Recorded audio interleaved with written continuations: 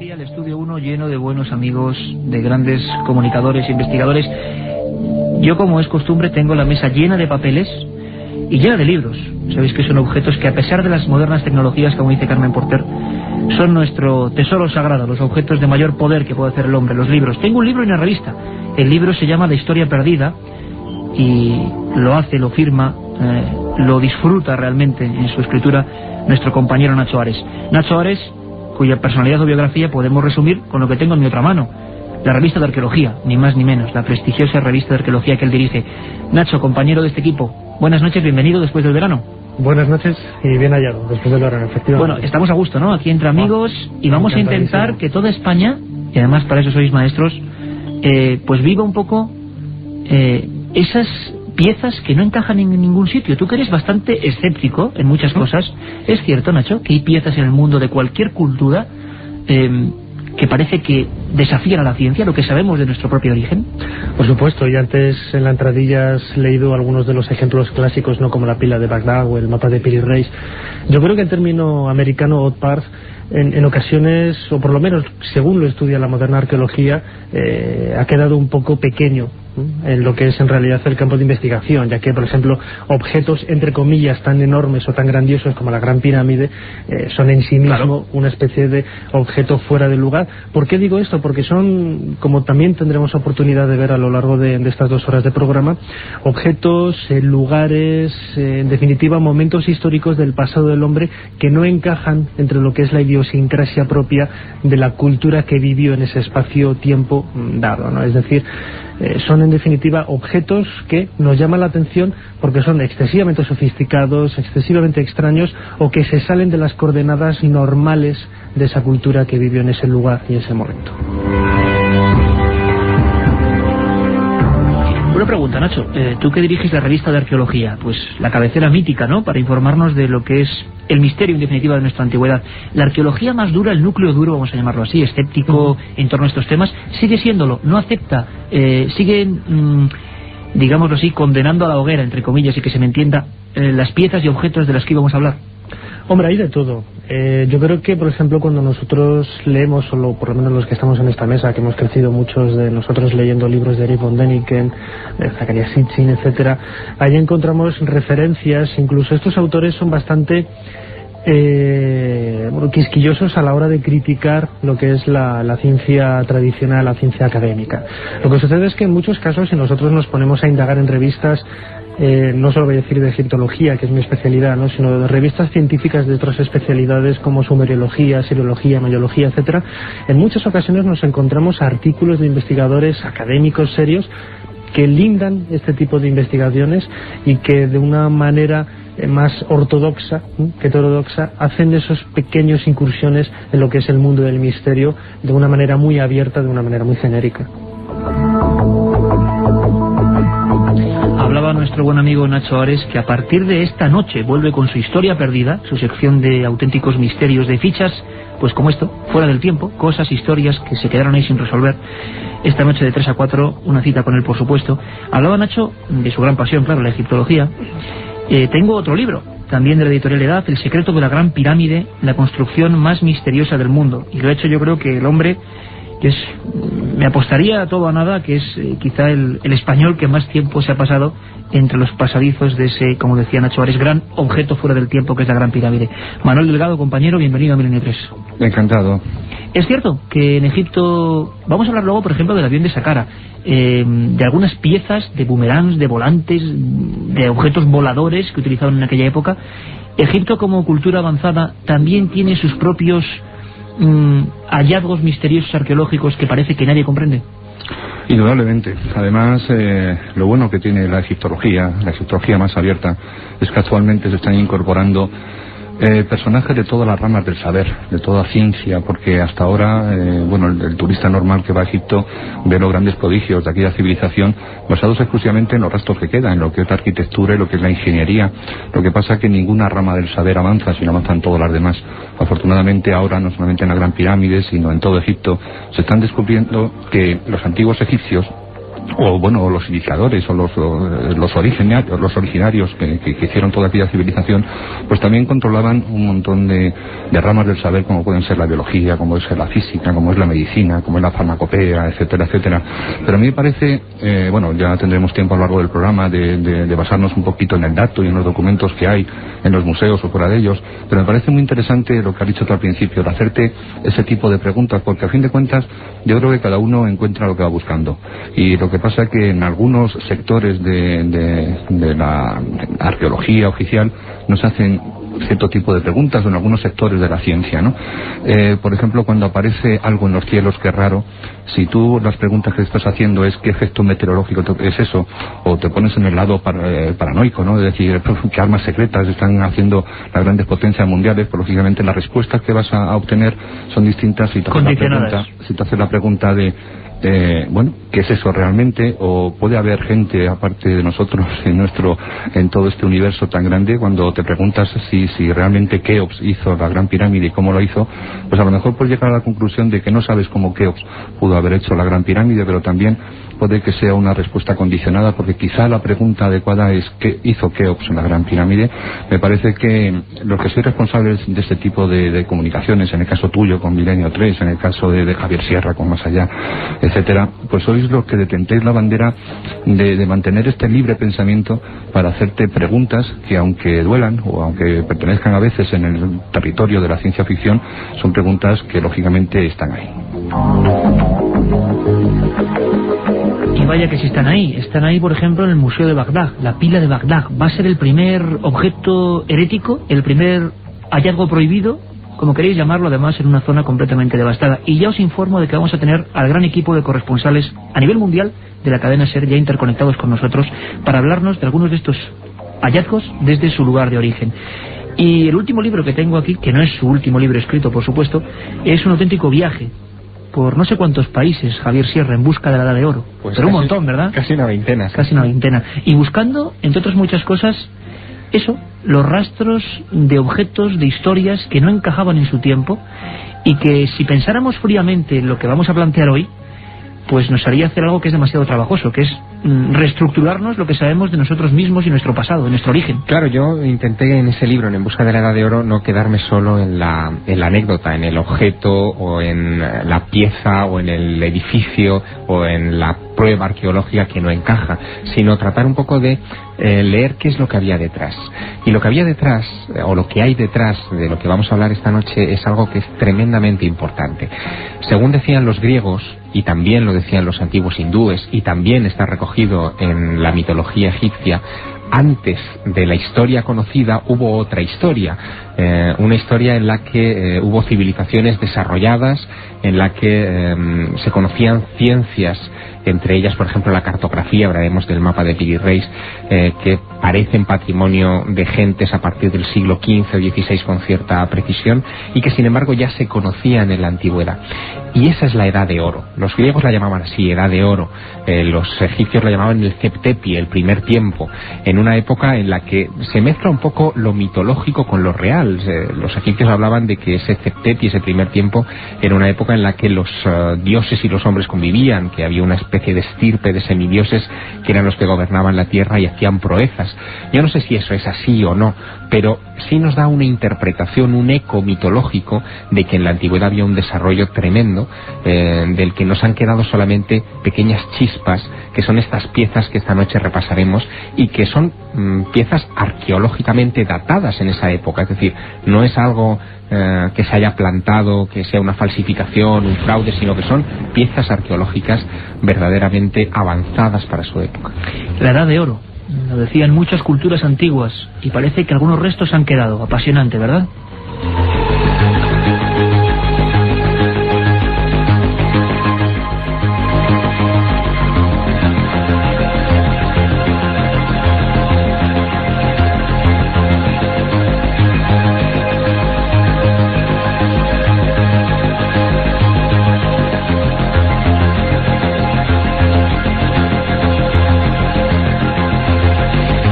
Empezamos el viaje, compañeros.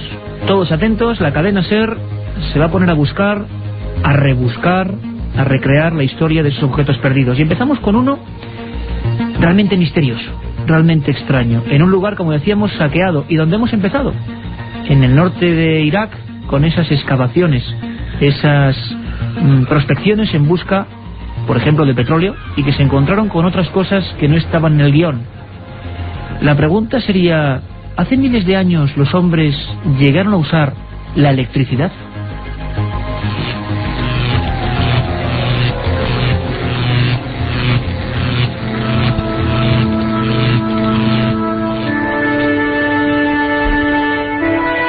Sí, eso mismo, la electricidad. Desde luego, ahora mismo la ciencia oficial me condenaría, y si fuera otros tiempos me llevaría directamente al cadalso. Pero hay una pila de Bagdad, ¿verdad, Carmen Portera? Hagamos la ficha. La pila de Bagdad data del siglo II a.C. y fue descubierta en Bagdad, en Irak.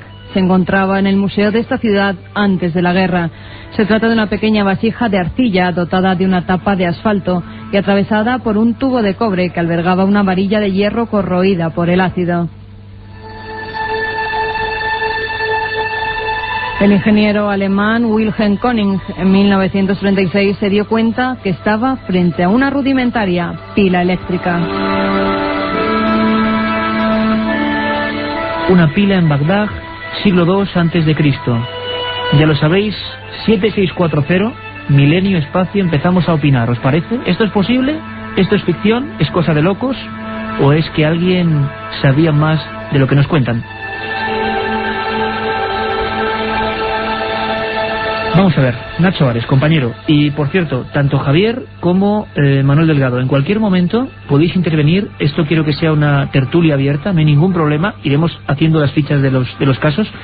Pero como es un programa muy especial, que además esta misma semana nos comunicaban que podíamos hacer algo tan amplio como 2 horas, en cualquier momento podéis intervenir con vuestra opinión. ¿Parece?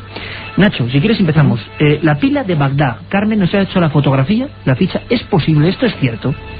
Pues sí, además yo creo que uno de esos elementos típicos descubiertos en una excavación arqueológica, sobre todo si nos remontamos a comienzos del siglo XX y sobre todo a la arqueología del siglo XIX, en donde esta ciencia únicamente era llevada a cabo por en muchas ocasiones aventureros, iniciados en la historia, en arqueología, con muy pocos conocimientos históricos, con mucho dinero para poder excavar, pero que en definitiva eran, etiquetaban y clasificaban los objetos que encontraban en los yacimientos con lo primero que les venía a la cabeza, ¿no? En el caso de la pila de Bagdad, en el año 30 y pico, cuando Wilhelm König la encontró en el museo de la capital iraquí, pues tenía una etiqueta que ponía, creo que era vasija votiva o vasija para rituales religiosos, etcétera.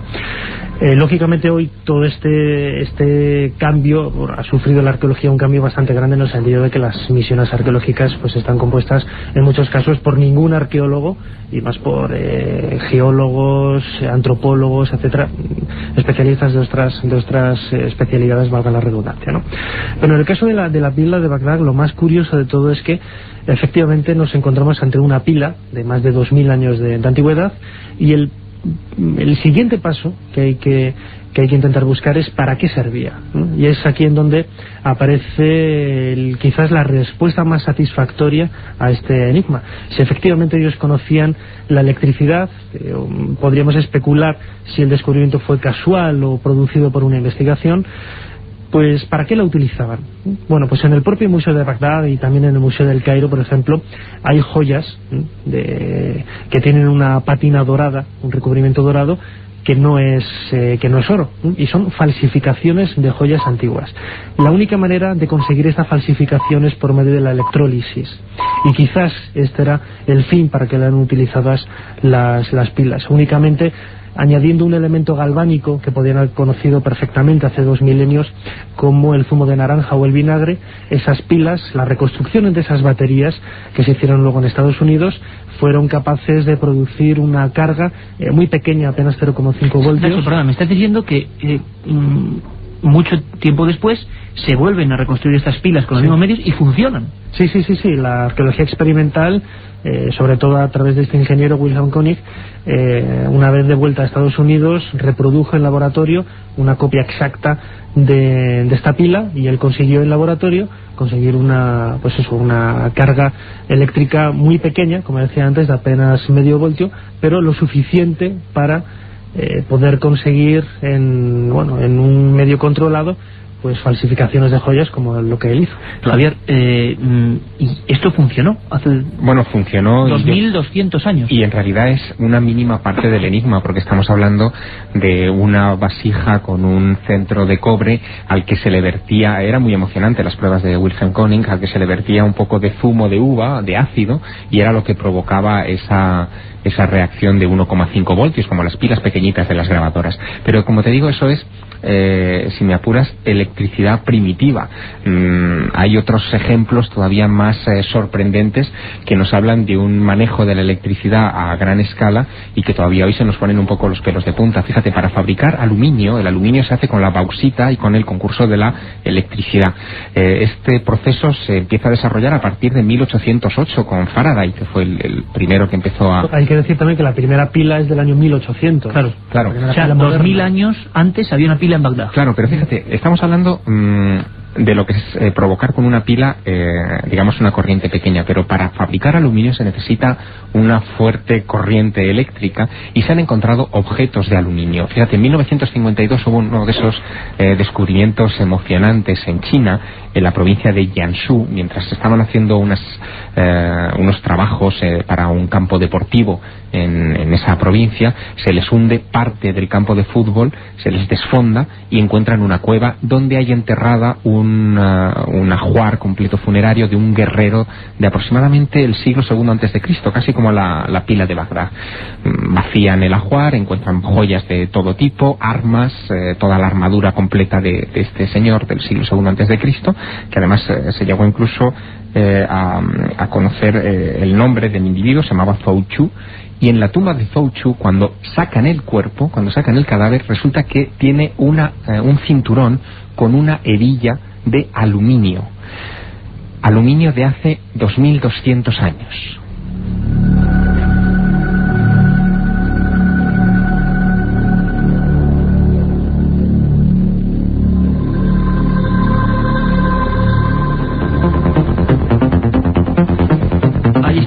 Las preguntas. Aluminio hace 2200 años, y luego veremos cómo en Egipto, con Manuel Delgado, ha habido auténticos trabajos dignos de especialistas manejando auténtica energía eléctrica.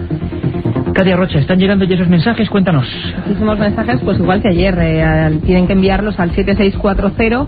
El coste del mensaje es 60 céntimos de euro masiva y tienen que poner palabra clave milenio, espacio y el texto que quieran enviarnos. Por cierto, que sorteamos 5 libros de la Sábana Santa, editados por Edad, de Carmen Porter, dentro de la colección Archivo del Misterio. Algunos de los mensajes que hemos recibido: por ejemplo, Juan Carlos de Toledo quiere saber si han seguido las investigaciones del Arca de la Alianza y también qué ha pasado con la réplica de Barcelona. Ana desde Miami nos pregunta sobre las huellas del río Paluxy. Vamos a hablar de ello, que esté pendiente. Capitán desde Marbella nos pregunta que qué novedades hay sobre la Atlántida. Y Marcos de Madrid, que si es verdad que en el mapa de Piri Reis venía reflejada ya la Atlántida. Y por último, Cris y Susana desde Barcelona preguntan si el cronovisor es un OVA.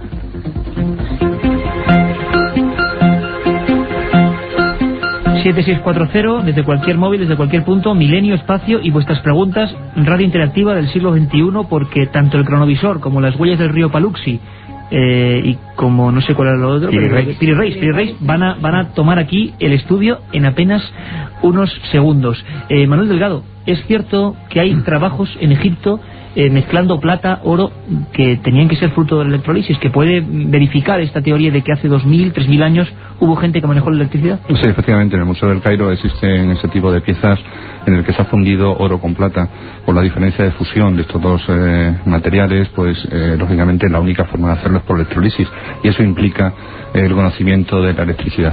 A mí me gustaría saber un poquito, ahondar un poquito más en la pila de Bagdad, ¿no? Se ha mencionado que podíamos especular sobre el conocimiento de la electricidad de lo que construyeron la pila, y yo no tengo la menor duda de que una pila de Bagdad o cualquiera de las cosas que hablaremos ahora de Egipto, pues si no tienes el conocimiento previo del funcionamiento, jamás puedes hacer una pila de Bagdad que no sale de un árbol. Pues la energía espontánea no sale, desde efectivamente, tienes que saber primero lo que tienes que hacer para luego construirlo, ¿no? En Egipto tenemos muchas razones para pensar que también conocían electricidad de muy alto nivel. Lógicamente estamos en un terreno absolutamente resbaladizo, ¿no? Pero bueno, si tenemos en cuenta que todavía no sabemos exactamente lo que está pasando hoy en día en el mundo, si no sabemos exactamente lo que le pasó hace 2 años con el 11S, ya están saliendo ahora un montón de investigaciones diciendo un montón de cosas, si no sabemos nuestra propia historia, la actual, cómo vamos a remontarnos 5.000 o quizás más años para saber lo que ocurrió allí. Yo no creo que en Egipto se manejara todo ese tipo de conocimientos bajo un nivel popular, ¿no? Cuando se dice que la civilización egipcia era una civilización muy avanzada, yo creo, y si no, pues Nacho, Javier, que me lo digan, yo creo que el 99% de la población no conocía los jeroglíficos, incluso para aprender. El 99%, dice, o sea, solo iniciados tenían un acceso a la ciencia, ¿no? Para aprender jeroglíficos tenías que entrar, en muchísimos casos, digo, en las primeras dinastías y hasta el Imperio Medio, pues tenías que entrar primeramente en la escuela de sacerdotes, que era donde se manejaba todo ese tipo de energía. Es decir, que si hablamos de energía y hablamos de electricidad en el Antiguo Egipto, no estamos hablando de que las casas de los egipcios tuvieran electricidad.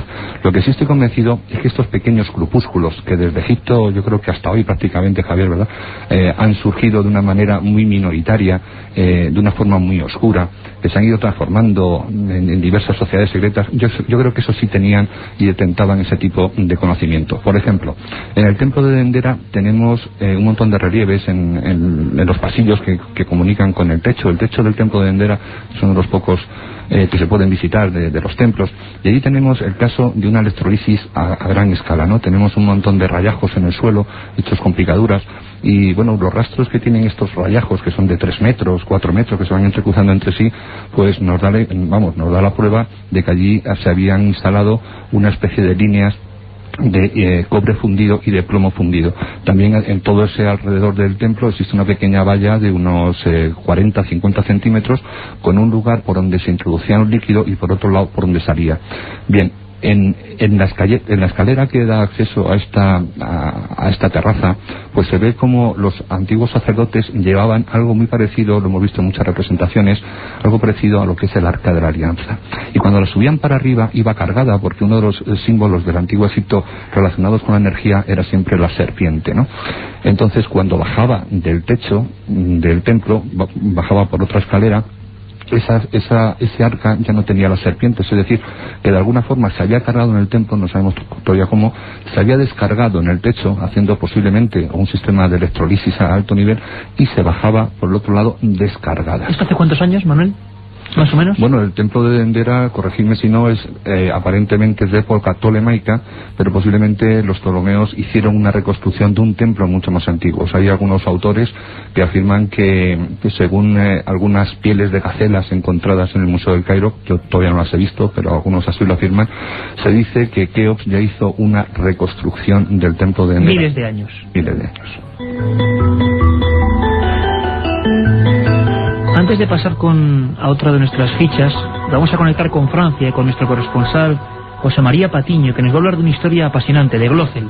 Vamos a escucharlo desde allí.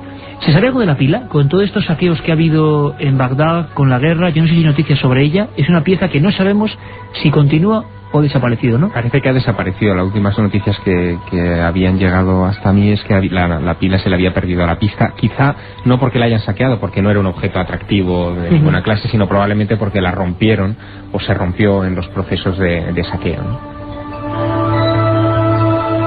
Bueno, pues ahora os pido, compañeros, a todos mucha atención. Vamos a conectar con París. Vamos a escuchar a nuestro corresponsal, a José María Patiño, hablar de otra cosa que nos preguntaban constantemente el viernes a través de los mensajes. Glöcel, un nombre muy extraño. ¿Qué es Glöcel? Vamos a escucharlo. Glöcelianos y antiglöcelianos, breulianos contra morletianos.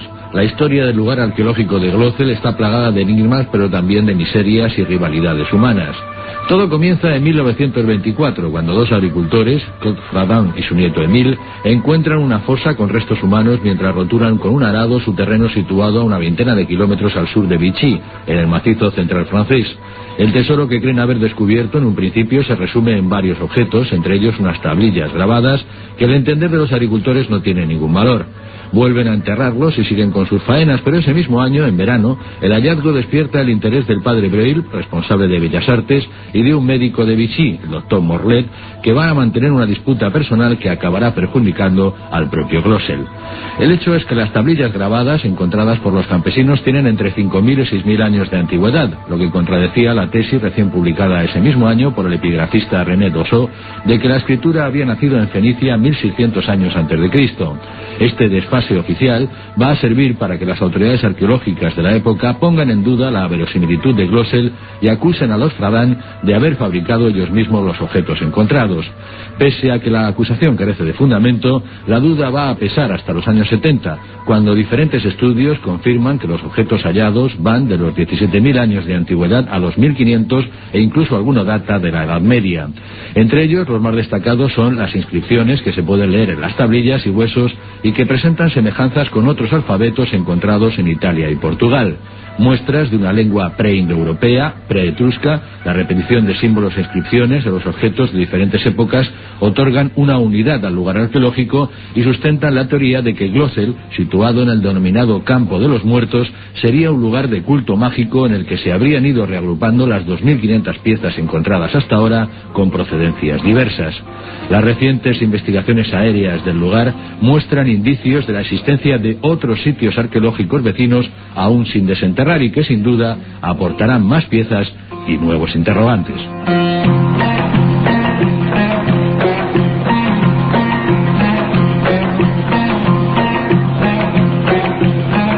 Un misterio, Glossel. Escrituras antes de lo oficial. Supuestas culturas que escribían antes de lo que nos dicen los libros oficiales.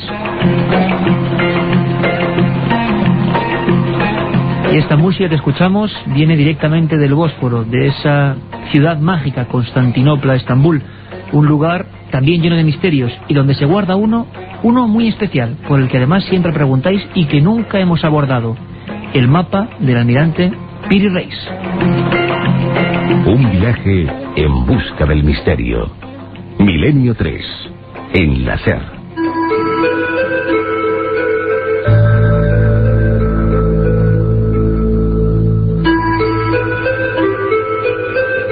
Carmen Porter, para que todos los oyentes de Milenio 3 lo tengan claro, ¿qué es el mapa de Piri Reis?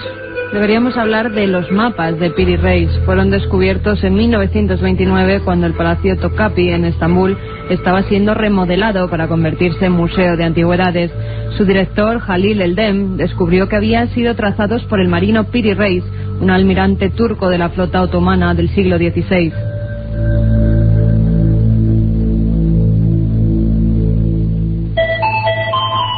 Están dibujados en varios colores sobre piel de gacela y cuentan con unas dimensiones de 85 por 60 centímetros. El mapa, fechado en 1513, incluye Gran Bretaña, España, África Occidental y parte del Norte América y Sudamérica, además de la costa de la Antártida. Según algunas de las anotaciones que dejó el navegante, él confeccionó sus mapas utilizando 20 planos y 8 mapamundis realizados en la época de Alejandro Magno, en el siglo VI a.C. Un almirante, otros, según la historia, llaman pirata, abordador de otros barcos. Bueno, los turcos eran en aquella época tremendamente agresivos y decían que se habían apoderado de otros tesoros, de otros mapas, de otros conocimientos. Yo sé que al compañero Javier Sierra, director de la revista Más Allá, autor de En busca de la Edad de Oro, que lo publicó Grijalbo, sé que le apasiona tanto el mapa de Piri Reis, que se ha marchado varias veces. Creo que todos los que estamos aquí hemos estado en Turquía, y tú te empeñaste hasta el último segundo en tenerlo entre las manos. Javier, ¿cómo es? ¿Qué se siente? ¿Qué se siente ante el mapa de Piri Reis? Es un fetiche. ¿Hacemos la fotografía? Hacemos la fotografía. Si cualquiera de nuestros oyentes viaja hoy a Turquía y cambia inmediatamente su dinero por liras turcas, se va a encontrar con que el billete de 10 millones de liras turcas, allí todo va por millones, tiene en su reverso el mapa de Piri Reis. Si además viaja hasta el Museo Naval de Estambul y se acerca a una de sus paredes exteriores donde hay piezas de la artillería clásica durante la Segunda Guerra Mundial turca, etcétera, va a encontrar un mapa de unos aproximadamente 6 metros de alto en piedra, que representa el mapa de Piri Reis. O sea que los turcos reconocen cierto orgullo con ese mapa. Todos los barcos de la Marina Mercante turca tienen el mapa de Piri Reis puesto, en vez de la chica Playboy, pues tienen el mapa de Piri Reis en el camarote del capitán. Y además, si visitas cualquier embajada, cualquier oficina de turismo turca, cualquier sitio, vas a encontrar una representación del Atlas, porque hay varios mapas, como decía antes Carmen Porter, del Atlas de Piri Reis. Pero si uno va al Museo Topkapi de Estambul, donde supuestamente fue encontrado en 1929, y pregunta por el mapa de Piri Reis, le van a enseñar los puñales de los sultanes, las coronas, los cetros de los sultanes, las sillas de los sultanes, pero no le van a enseñar el mapa de Piri Reis.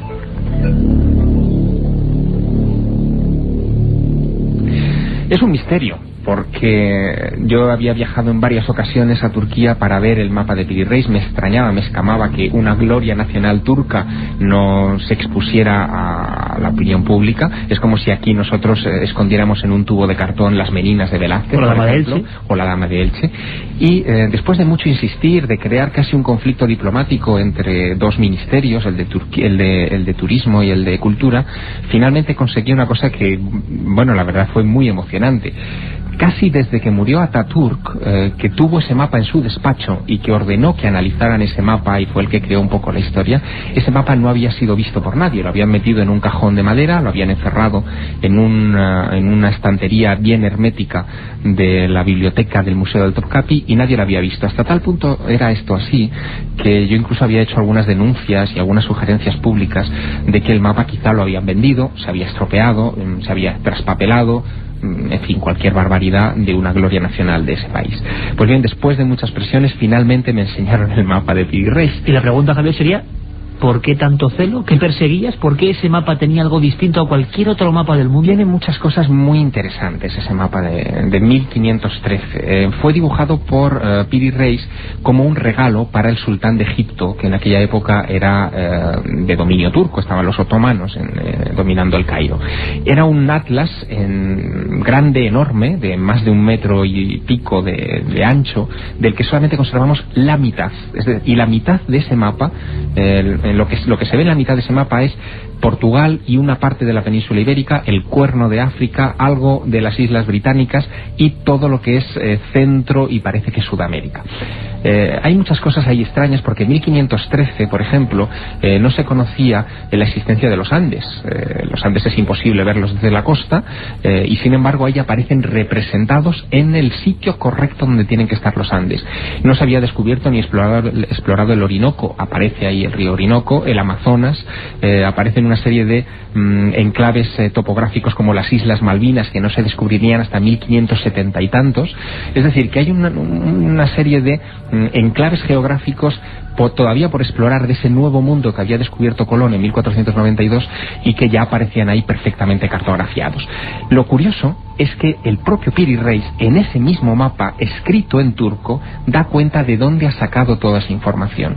Y él cuenta cómo no solamente secuestró amablemente a uno de los pilotos del tercer viaje de Colón, que tuvo la mala pata de caer en manos de este pirata turco, visto desde el lado cristiano, obviamente, desde el lado turco es almirante, en medio del Mediterráneo, sino que además decía que él había consultado mapas antiquísimos, anteriores a Cristo, donde ya venía esa información. No me digáis que no es apasionante un mapa donde había conocimientos cartográficos que era imposible que supiésemos, a no ser que alguien, por ejemplo, se hubiese elevado y hubiera visto la Tierra, el globo, desde determinadas posiciones. Pero Nacho Ares, director de la revista Arqueología, la arqueología oficial dirá algo, y tú en alguna ocasión en Historia Perdida también comentas algo. Digamos que el gran bombazo de este mapa, y si no me corregís, es que también aparecen partes de las tierras antárticas que eran completamente desconocidas, que era imposible, y sobre eso hay un debate increíble. ¿Qué dice la arqueología oficial sobre ese mapa que nos cuenta cosas que son imposibles, Nacho? Bueno, después de quedarse uno fascinado de la historia casi de Anacleto, agente secreto de Javier Sierra, para intentar dar con el mapa de Piri Reis, la verdad es que quizás uno de los puntos más calientes de la investigación alrededor de de este mapa de comienzos del 16 es precisamente lo que acabas de mencionar, ¿no? La posible existencia de la Antártida al sur, bueno, en la zona baja de lo que es este mapa, que efectivamente no se conocía en aquella época. Y lo más curioso de todo es que parece describir el perfil de este continente sin hielos, lo que retrasaría aún muchísimo más el conocimiento de esa zona geográfica del planeta miles de años atrás. Algunos investigadores, como Graham Hancock, ha planteado la posibilidad de que, bueno, y también otros investigadores, ¿no?, pues que este continente azul sea precisamente lo que muchos han denominado la Atlántida, ¿no? Antes mencionábamos los últimos conocimientos, las últimas noticias sobre este continente perdido. Es posible que la tradición de la Antártida esté relacionada de alguna manera con la Atlántida. Eso no lo sabemos porque es pura especulación desde el punto de vista que no hay documentos.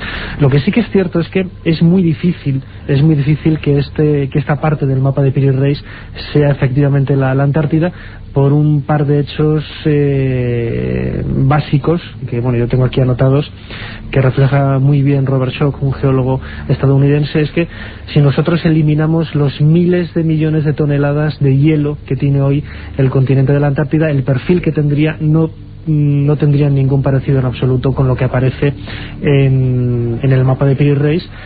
Y sobre todo también la fauna que aparece dibujada en esta parte del mapa tiene más paralelismos con lo que es Tierra de Fuego, lo que es el sur del continente americano, que con lo que podría haber efectivamente. ¿Y cómo podrían explicarse esos hechos puntuales como las Islas Malvinas o partes de América que no se conocían reflejadas ahí en 1513? Eso es quizás los grandes enigmas que plantea este mapa. Efectivamente, si nosotros tenemos una lista de problemas planteados por este auténtico Old Parth, hay algunos que se pueden eliminar, pero hay otros, como comentaba Javier ahora, las Malvinas, el Órnico, etcétera, que no tienen respuesta a la ciencia actual. Ha salido incluso recientemente una nueva hipótesis de trabajo realmente fascinante de un capitán de submarinos de la Armada Británica llamado Donald Menzies. Él ha publicado un libro que se titula 1421, el año que China descubrió el mundo. Que por cierto, estamos venga a pedir a Grijalbo un toque de atención, amigos de Grijalbo, mandarnos el libro, por favor, porque estamos ansiosos por el libro ese programa. El libro es sencillamente fascinante. Entre otras cosas dice que en 1421 el emperador que construyó la famosa ciudad perdida, la ciudad prohibida, perdón, de Beijing, crea una flota enorme para explorar y ampliar, digamos, las zonas de recaudación de impuestos de la antigua China, con el objetivo de poder obtener dinero suficiente para crear esta ciudad prohibida. Y fue el empeño de esto que se creó lo que ellos llamaban la flota del tesoro. Hay muchísima documentación sobre la existencia de esta flota. Los barcos eran auténticos portaaviones de la época. Tú imagínate que, por ejemplo, el timón de un barco de la flota del tesoro era tan grande como la Niña, como la carabela Niña de Colón, solamente el timón.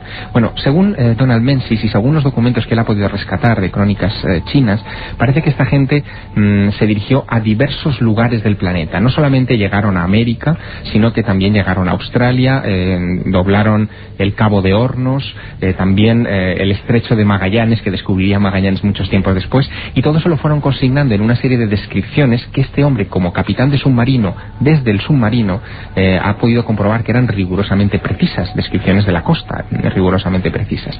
Lo que él dice es que probablemente parte de esa información llegó a Venecia aproximadamente hacia 1430 o 30 y algo, cuando estos chinos, al regresar a Beijing, fueron poco más o menos que repudiados porque el emperador que les había encargado esa misión había muerto y el nuevo no quería abrir China al mundo. Luego vagaron un poco por algunos lugares y esa información pudo haber llegado a Venecia a través de una serie de cartógrafos venecianos. Pudo haber llegado esa información a Piri Reis, a los descendientes de estos venecianos, y a Piri Reis, y Piri Reis, gracias a esa información, pudo haber construido ese mapa.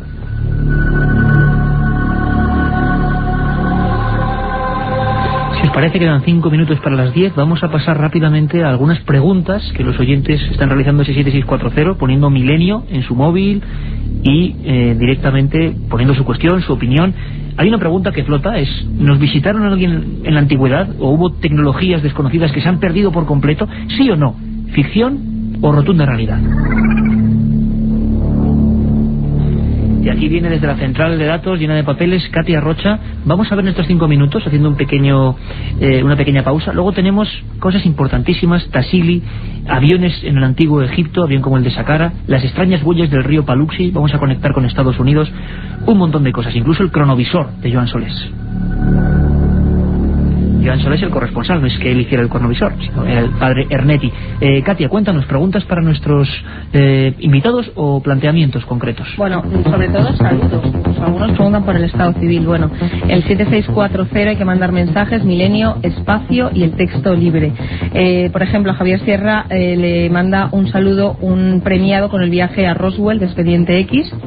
Tú sabrás lo que año 97, octubre del 97, viaje a Roswell. Bueno, pues pregunta sobre las lentes halladas en Nuela, en Egipto, que sirviera un instrumento para el láser. Lentes láser, muy brevemente, Manuel Delgado, o óptica avanzada en el antiguo Egipto. ¿Hay detalles de eso o no? Que yo sepa, no. Hay una lente que está en el Museo Británico, está en el Museo Británico, que es la lente, fue encontrada en Eluan, que es una lente muy pulida, muy perfecta, que forma parte de una tradición antigua realmente de lentes. Este es un asunto que se está investigando mucho y que, bueno, se llega a afirmar ya con datos que hasta el propio Nerón veía el circo gracias a unas gafas que él utilizaba. Sí, únicamente matizar que efectivamente en Egipto se ha encontrado muy cerca del Fayum hace varias décadas una lente parecida a la lente de Layard, una lente de aumento que justifica la existencia de estos conocimientos en óptica tan sofisticados en el antiguo Egipto. Bueno, también nos preguntan un seguidor desde Vitoria sobre las pisadas humanas junto a los dinosaurios. Vamos a hablar ahora mismo de eso, las huellas del río Paluxy. Bueno, también sobre los jeroglíficos, que incluyen, en algunos de ellos incluyen objetos volantes pilotados, que si esto es cierto. Ahora hablaremos de eso. Manuel, ¿hay objetos extraños volantes misteriosos entre los jeroglíficos egipcios? No sé si entre los jeroglíficos, pero sí entre las pinturas de muchísimas tumbas. Por ejemplo, nosotros tenemos referencias de 6 tumbas en el Valle de los Reyes, entre las que están Ramsés III, Ramsés IV, Ramsés VI y Ramsés XI, en el que aparecen este tipo de hipótesis, ¿no? Con todo el problema que puede significar, ¿no? Venga, vamos rapidísimo. Carlos nos pregunta sobre las apariciones de barcos en el desierto. También nos preguntan sobre libros sobre este tema que podamos recomendar a nuestros oyentes. Bueno, aquí tenemos unos cuantos, ¿no? En busca de la Edad de Oro, Javier Sierra, Grijalvo. Hay que deletrear, nos pide uno de ellos que deletreemos, por favor, la editorial. Grijalvo. El secreto de la Gran Pirámide. Me parece que se refería a edad. Edad, perfecto, acabado en F, sí. Estamos llenos de libros de historia, de investigación. El secreto de la Gran Pirámide, Manuel Delgado, editorial Edad, El archivo del misterio, La historia perdida, también de Edad, y por supuesto En busca de la Edad de Oro. Pero habría muchos más, por ejemplo ese 1421. Y algunos clásicos donde los haya, todos los hemos leído, son muy polémicos. Yo sé que Nacho y Javier y Manolo tienen una gran devoción por él. Hablaremos de él en un programa, si queréis. Erich von Däniken, ¿no? Y En busca de El oro de los dioses, Recuerdos del futuro. Bueno, ahora mismo os vamos a dejar con los servicios informativos y pronto regresamos en apenas 5 minutos con un montón de cosas. Cronovisor, pisadas junto a dinosaurios. Juanjo Benítez nos va a describir lo que es el Tassili y 1000 cosas más. Os esperamos, Milenio 3.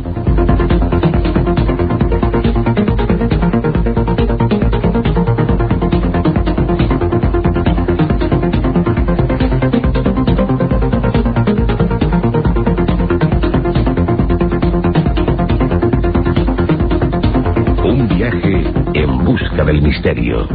Milenio 3, en la SER.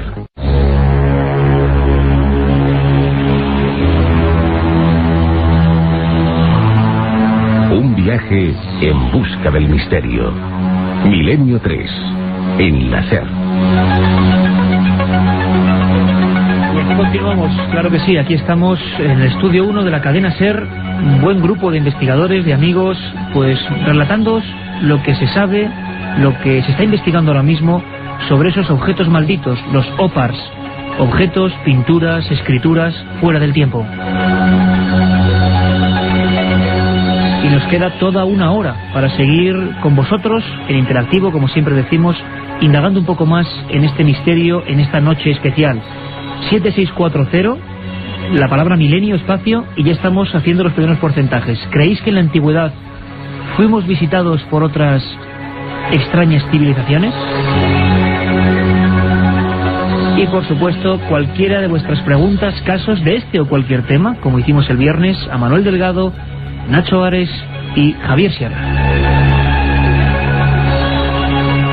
Como en ese 7640 nos preguntabais por huellas humanas junto a dinosaurios, seguro que mucha gente habrá dicho, caramba, ¿qué es esto? ¿Qué herejía es esta? Bueno, hay una historia apasionante, las huellas del río Paluxy, que generaron gran polémica, como todos estos objetos que íbamos a vivir, a visitar, a indagar en ellos. Nos lo cuenta, como no, Javier del Pino desde Estados Unidos. Las huellas, atended, escuchad, es impresionante, del río Paluxy. Buenas noches. Hay varias muestras de objetos anacrónicos en el territorio de Estados Unidos y en general acaban convertidas en objeto de batalla entre evolucionistas y creacionistas, entre ciencia y religión. Hacia 1880, por ejemplo, en el estado de Colorado, un ranchero que buscaba carbón en la ladera de una colina volvió con un cargamento que sacó a unos 90 metros por debajo de la superficie. Al regresar a casa, empezó a partir los trozos de carbón y de uno de ellos saltó un dedal de hierro. Tenía las mismas muescas que tienen los dedales modernos que se usan para coser.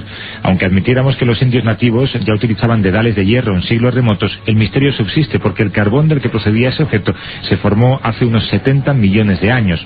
Según la opinión de los expertos, la humanidad no existía en ese momento. Lo más parecido a seres humanos eran unos pequeños mamíferos que habitaban en los árboles y que, por supuesto, carecían de la inteligencia humana que requiere la metalurgia del hierro. En el año 67, en el siglo pasado, se encontraron huesos humanos en una mina de Colorado y junto a ellos una punta de flecha de cobre de 10 centímetros de largo. El yacimiento tenía millones de años y era indudablemente mucho más viejo que la humanidad. Para defender el valor místico de estos hallazgos, se creó en Estados Unidos no hace mucho la Sociedad de Investigaciones sobre la Creación, dedicada por convicciones religiosas a derrumbar la teoría convencional de la evolución de las especies. Uno de los hallazgos que citan como demostración de algunas incoherencias cronológicas es algo que apareció en el fondo del río Paluxy, en Texas.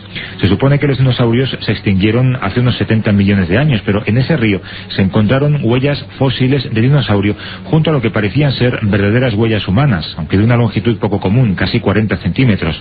Quienes mantienen la veracidad de estos hallazgos piensan que la cronología de la ciencia, tal y como la han escrito los científicos, está enteramente equivocada porque el hombre, según ellos, cohabitó con los dinosaurios mucho antes de que se completara el proceso de evolución que defiende la ciencia convencional.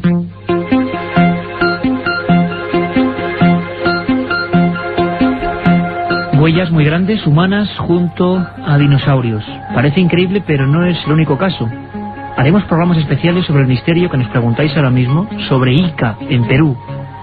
¿Convivió algún tipo de raza humana con los últimos grandes reptiles? ¿Herejía o realidad? Y ahora muy rápidamente, antes de volver con nuestros amigos, vamos a hacer un pequeño recorrido por lo que hicimos, una ojeada rápida, el viernes. Sabéis que ha cambiado la temporada, muchos amigos de Milenio 3 todavía no saben dónde ubicarnos. Vamos a estar los domingos como hoy de 3 a 4 de la madrugada, el programa que nunca cambia, y los viernes de 1 a 3, de 1 y media a 3, perdón, después del larguero, de 1 y media a 3 habitualmente. Todos los viernes, después de ese programa del larguero, estaremos nosotros, y ya lo hicimos este viernes con una emisión, creemos que muy especial. Una emisión, Carmen, muy dura, porque hubo un caso con el que empezamos que nos encogió el corazón a todos, ¿verdad? La verdad es que sí, fue un accidente que se produjo el día 19 de agosto. En él fallecieron 4 personas. ¿Cuál es el enigma que tratamos nosotros? La predicción de una niña de 3 años, Alba, que a la misma hora en que su hermano estaba teniendo el accidente junto con 3 personas más, murieron 4 personas, iban 5 en el coche. Ella a sus familiares, está con unos familiares en la casa, y ella les dice que su hermano acaba de morir. 9 horas más tarde se confirmaría la noticia. Lo vivimos en esa primera noche de 1 y media a 3, Milenio 3, antes de hablar por hablar. Y fue muy duro, os lo aseguro, fue muy duro, porque era una pequeña línea publicada por El País en una gran noticia de sucesos terribles. El accidente ocurre en La Pedriza, hacia las 2 de la tarde. Hasta la medianoche casi no se confirma. Y esa niña, Alba, va a sus familiares y les dice que acaba de ver el accidente, que acaba de morir su hermano y sus amigos. La confirmación fue terrible. Y hablábamos esa noche, es un pequeño corte con Encarnación Llerena, la madre de Alba, la madre de esta niña que tuvo la premonición. Sí, la cría estaba viendo pues lo de las motos, porque estaban echando lo de las carreras de motos por la tele, y ella en ese momento le dijo al abuelo que su Tate y Rafa había muerto. Y el padre, pues, para que el abuelo no escuchara eso, porque le dijo el abuelo, anda niña, no digas esas cosas. Claro, pues el padre se la llevó para la comida, para que diera de comer, pero en cambio le volvió a repetir al abuelo que Ciutate Iglesias había muerto. Encarnación Llerena, se producía a la misma hora la premonición de su hija en Madrid, en la Sierra de Madrid, y el accidente, y la niña estaba a 600 kilómetros en Barcelona. Hablamos de más cosas, el tema OVNI siempre presente, pero con una novedad increíble. El Congreso de los Diputados, la Comisión de Defensa en Chile, dice sí a los OVNIs. Y ante nuestros micrófonos estuvo una diputada, Lili Pérez. Ella fue la que se encargó de llevar los ovnis al Congreso de los Diputados. Decía que entre tantos hombres era la única mujer, además... Y presidenta de la Comisión de Defensa. Exactamente, que se atrevió a llevar este tema nada más y nada menos que al Parlamento chileno. Los últimos casos de agosto, en el que algunas tripulaciones de LAN Chile tuvieron que descender y aterrizar de emergencia, habían motivado que el tema OVNI fuese origen de una comisión parlamentaria para su investigación, un hecho histórico. Escuchamos la primera entrevista realizada, Lili Pérez, presidenta de la Comisión de Defensa de Chile, hablando del tema OVNI. Yo soy miembro de la Comisión de Defensa en la Cámara de Diputados acá en Chile. Cuando yo lo planteé, afortunadamente los parlamentarios, los diputados que integran la Comisión de Defensa, en la cual además yo soy la única mujer, tuvieron bastante buena disposición mayoritariamente a acoger el planteamiento de que nosotros debiésemos recibir informes, recibir información para estudiar y observar el fenómeno OVNI, y por otra parte con la gente de la Fuerza Aérea, que tiene experiencia en estos temas y que a nuestro juicio también tenía que ser un aporte. Hacia mí lo que me interesa mucho, Ikel, es tener certezas de qué sucede con el espacio de aeronavegación que nosotros tenemos en Chile, ya que aquí han habido muchos avistamientos, y por los antecedentes que hemos recabado inclusive han habido posibles incidentes y eventuales accidentes debido a avistamientos de ovnis cerca de aviones comerciales. Hicimos en ese 7640 una encuesta y decía más o menos que el 60% de los amigos que habían mandado ese mensaje creían en los ovnis como procedencia extraterrestre. El 40% hablaba de viaje en el tiempo, artilugios militares desconocidos o, por qué no, confusiones en el cielo. Carmen, y como colofón hubo muchas más cosas, pero como colofón un maestro, ¿no? Un maestro de la radio, un maestro de periodistas, nada más y nada menos que Iñaki Gabilondo. Estuvo otra vez ante los micrófonos de Milenio 3, ya nos dio suerte en esa andadura que comenzamos el 1 de junio del año pasado, y esta vez también quería estar aquí en esta nueva temporada contándonos en una entrevista íntima pues lo que normalmente no cuenta a la gente. Él y otros personajes que van a ir pasando cada viernes, personajes populares, líderes de opinión, personajes con prestigio, que nos van a hablar del misterio. Escuchadme atentamente, porque creo que no se puede resumir mejor el espíritu, no solo de Milenio 3, sino por ejemplo de los amigos que estamos aquí y de los que creo que nos escucháis. El respeto por el misterio, y lo dice Iñaki Gabilondo, que se quedaba muy impactado escuchando la historia de esa niña, de Alba. Cuando pasa una cosa como esta se produce un choque entre la racionalidad y la conciencia que tenemos de nuestros límites, ¿no?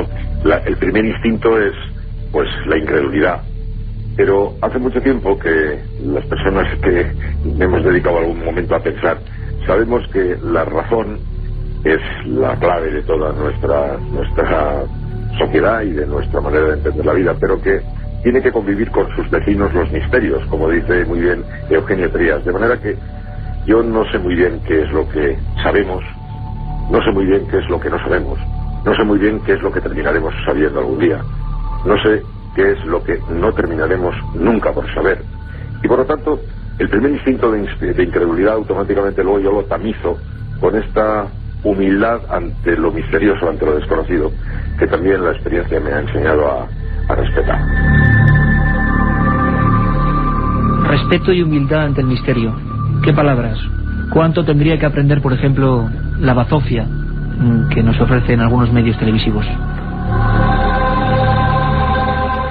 Tuvimos más cosas, entre ellas a otro maestro, Juan José Benítez, ¿verdad, Carmen? Estuvo la noche llena de personajes con el cariño que les tenemos desde aquí, y como maestros, porque Juan José Benítez también estuvo en Milenio 3 el viernes, y contándonos nada más y nada menos que cosas también de un OPA, de las pinturas de Tassili. Exactamente, y además vamos directamente a entroncar con nuestros amigos Manuel Delgado, Nacho Ares, Javier Sierra. Os suena a todos Tassili, ¿verdad? Tú dirás. Un lugar donde parece que se concentran todos los misterios. En un minuto escuchamos a Juanjo Benítez que os lo digo, los viernes de 1:30 a 3 se pasará repentinamente para hablarnos de sus puntos preferidos, de sus misterios favoritos, de su planeta encantado. Así va a ser la serie que el 5 de octubre comience. Menudo lujo, ¿verdad? Tener a Juanjo en Milenio 3. Pues ahí va a estar. Esto es lo que nos contaba y ahora opinamos. Y vosotros también, por supuesto. El lugar es además muy adecuado porque es una inmensa meseta, parece un gran portaaviones de unos 1800 metros de altura y tiene la longitud prácticamente de Cádiz a Madrid. Hay 700 kilómetros. Es un lugar al que se llega con muchas dificultades porque se necesitan como mínimo pues entre 4 y 6 horas para subir andando. Y bueno, digamos que a efectos de una observación o de una investigación de seres de otros lugares que quieren comprobar, experimentar con los nativos, con la gente que está en la edad de piedra, es un lugar ideal. Y hay una especie de objeto ovoide que está en el suelo del que salen llamas y por delante de este objeto hay un ser con una escafandra, con una especie de mochila a la espalda y un tubo que une esa escafandra con ese objeto que está detrás. Y este individuo está arrastrando hacia sí o hacia la nave a 4 mujeres, una de ellas con un niño de perfil negroide, desnudas, que evidentemente, bueno, para los arqueólogos no hay explicación, pero para nosotros, para la gente que tiene un mínimo de investigación y de estudio sobre esto, está bastante claro. Es un rapto. Un viaje en busca del misterio. Milenio 3, en la SER.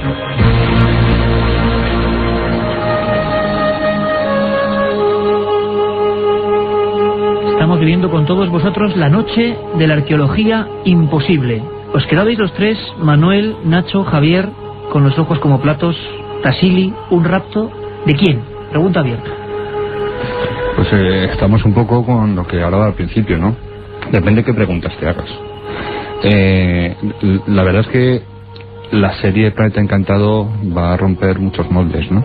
Y yo tuve la ocasión de poder, bueno, y el honor de poder colaborar con Juanjo en alguno de los programas, y la verdad es que van a salir a relucir cosas que deberían desestabilizar, por supuesto, toda la historia. Por ejemplo, esa escena que decíamos en Tassili, hace miles de años, algunos dicen 10.000, 12.000 años, se dibuja una especie de esfera aterrizada y unos seres misteriosos con escafandras que se llevan a las mujeres.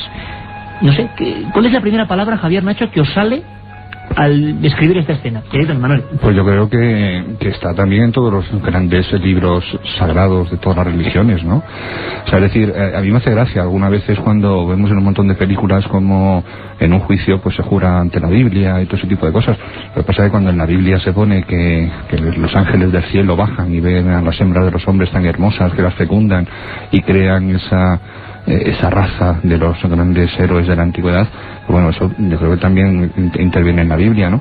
Yo creo que este mestizaje cósmico terrenal, yo creo que se ha producido. Yo no sé si está produciéndose ahora, posiblemente también, pero creo que se ha producido. Y tenemos suficientes referencias como por lo menos para plantearnos la hipótesis. En el Tassili existen con pinturas de 7 a 9.000 años en los que aparecen egipcios absolutamente con todo su tocado, con el Nemes, con todo esto. Y nosotros también hemos descubierto en algunos relieves de las tumbas de Valle de los Reyes personajes exactamente iguales a las pinturas del Tassili, al gran dios marciano y todos estos hombres con escafandra, ¿no?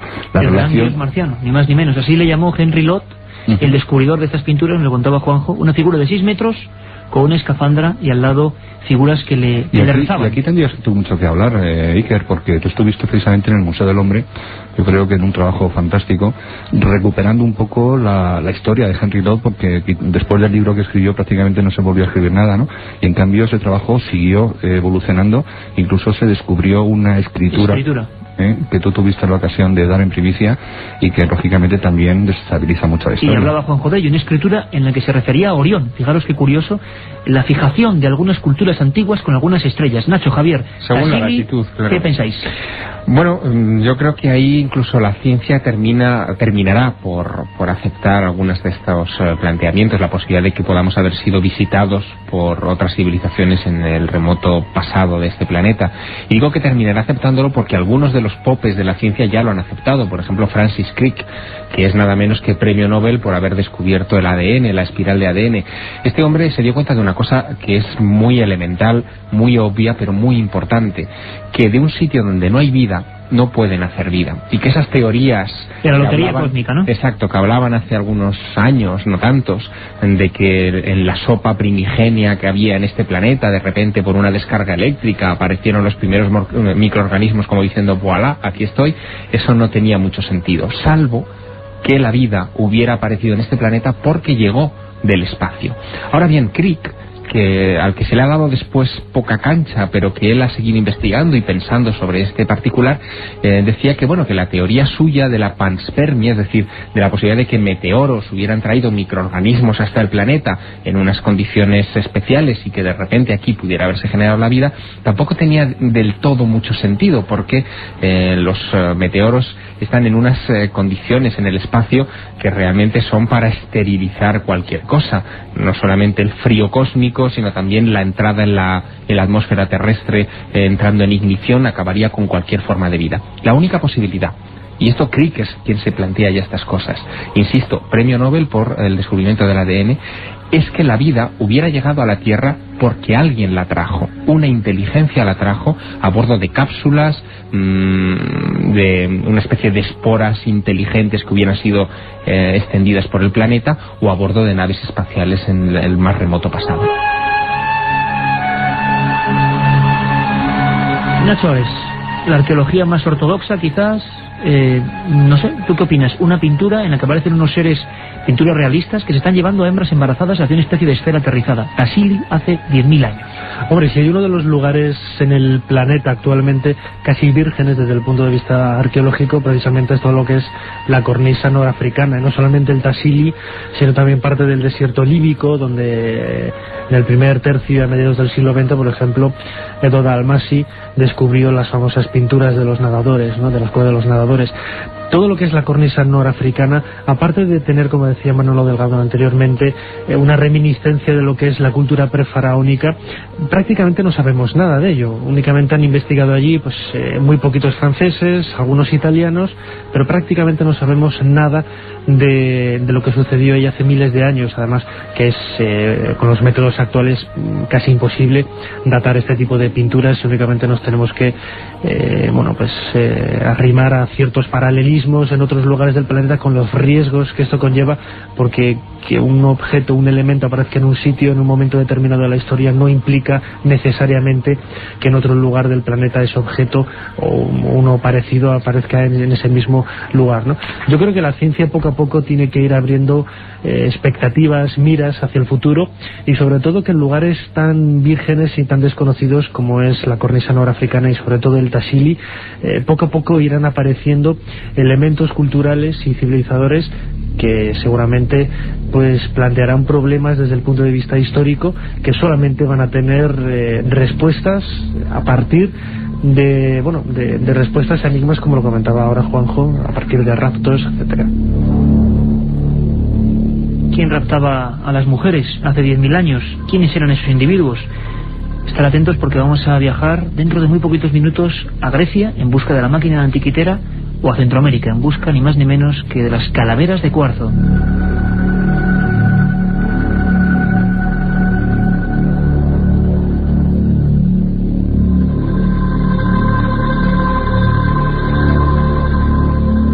A punto de llegar a la frontera de las 10:30, temas cada vez más apasionantes, crónicas, documentos, ahí están. Katia Rocha, ¿qué dice la gente? Es 7640, poniendo milenio y luego lo que queráis. Milenio Espacio y Texto Libre a 7640. Pues por ejemplo nos preguntan sobre la lanza de Longinos. También nos preguntan si hay conexión entre Egipto y los mayas a través de las pirámides canarias. También te ¿Se sabe algo de eso, Manuel, Nacho? Conexión maya-egipcia siempre ha sido un gran tema, absolutamente. ¿No? Absolutamente. Bueno, otra pregunta. ¿Estos objetos nos explicarían con la novela de Michael Crichton, Viaje en el Tiempo, basura de viajes temporales, quizás?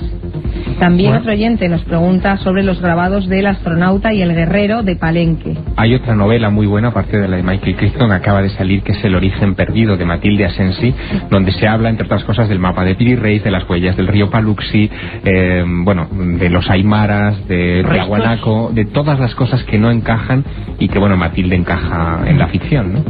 Alfonso desde Madrid nos dice que él piensa que todo esto tiene que ver con que la humanidad ha sido creada gracias a inteligentes extraterrestres. Para aprender se necesitan maestros. Inteligentes extraterrestres. Inteligencias. No, voy a tirarles un poco de las orejas a los inteligentes extraterrestres, y es que nos han creado ellos, ¿no? También hay otras opiniones que van con la de Alfonso. Nos dice Iván Aymerich: creo que nos visitaban de otros planetas para darnos su sabiduría. Y otros hace la pregunta a otro oyente: si nosotros hacemos experimentos, ¿por qué no podemos ser nosotros fruto de un experimento extraterrestre? Pues ya lo sabéis, 7640, Milenio, Espacio, lo que queráis, y esos 5 libros de la Sábana Santa. Y por cierto, cualquier tema que queráis del misterio que queráis que planteemos en futuras semanas.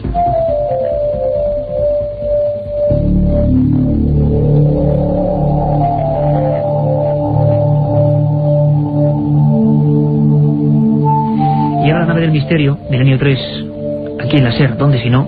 Vamos a viajar ¿hacia dónde? Hacia Grecia.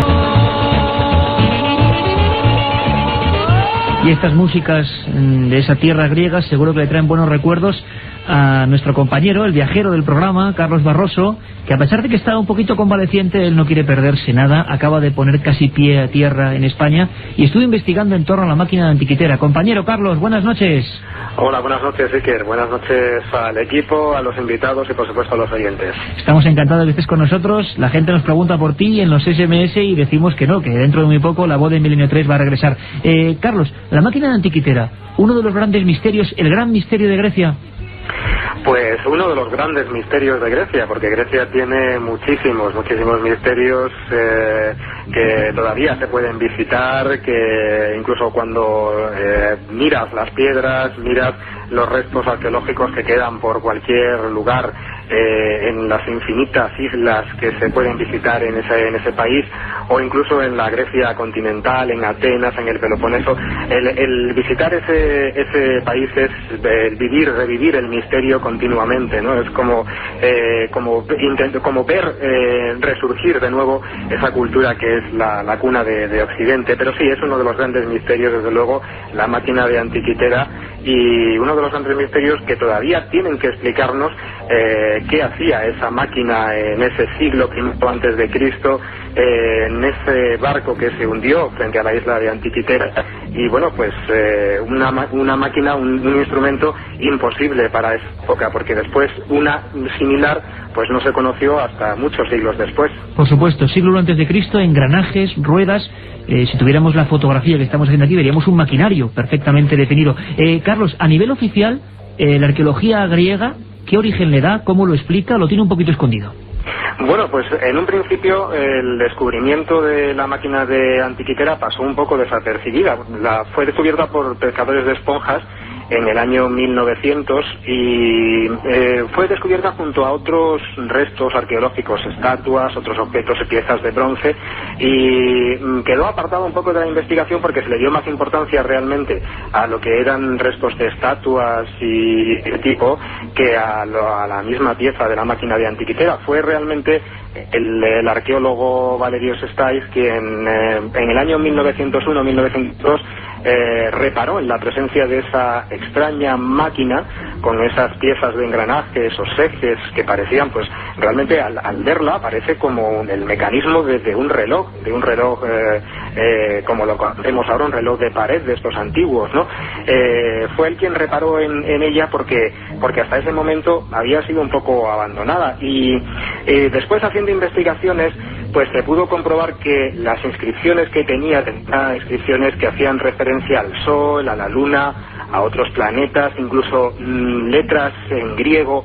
Expertos en epigrafía pudieron comprobar que efectivamente esas inscripciones realmente correspondían al primer siglo antes de Cristo, porque no te creas, hubo quien pensó que esa máquina de antiquitera era una maquinaria que había al agua y había coincidido que había caído justo en esa zona, estaba el barco hundido, pero bueno, después de analizarlas se pudo comprobar que las inscripciones que tenían realmente eran del siglo I antes de Cristo. Esta es una de las piezas, yo diría, más valoradas por los visitantes que van al Museo Arqueológico Nacional de Atenas, yo diría que por el propio gobierno del país, ¿no? Se le concede muchísima importancia por los visitantes, que les llama muchísimo la atención esa máquina, pero es como en una urna ahí metida, y bueno, pues pasa un poco desapercibida entre tanto objeto como hay en el Museo Arqueológico Nacional de Atenas. Mil gracias, compañero Carlos. Ha definido perfectamente lo que ocurre con estos misterios. La gente de otros países acude quizá por la llamada de esos viejos libros de Däniken, los que exploraban estos misterios, pero los gobiernos a veces, bueno, no tienen, vamos a decir, mucho afán de mostrarnos algo que en el fondo molesta porque inquieta, porque se desconoce. Y ahora, si nos permitís, cogemos los mandos de la nave del misterio y nos vamos de Grecia a Egipto, lugar que todos aquí amamos y que hemos recorrido varias veces. Hacía unos cuantos meses, con nuestro querido amigo Nacho Ares, recordábamos una efeméride importantísima, el hallazgo, el 80 aniversario de la tumba de Tutankamón. Este sería, digamos, el momento, vamos a recrearlo de nuevo, en el que se encontró la tumba. Sería la imagen del Egipto glorioso, de los descubrimientos apasionantes. Pero hay otros que también permanecen escondidos, y quién sabe si son tan importantes o más que estas grandes gestas arqueológicas.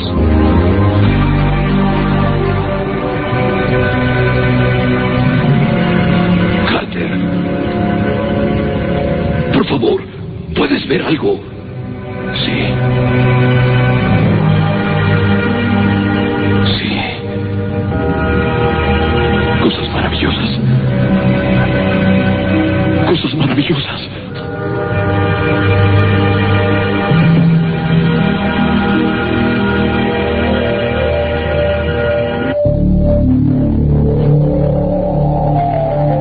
Revivimos con la carne de gallina, todos los que estamos aquí presentes, el momento en que Carter descubría esa especie de hallazgo increíble, ¿no?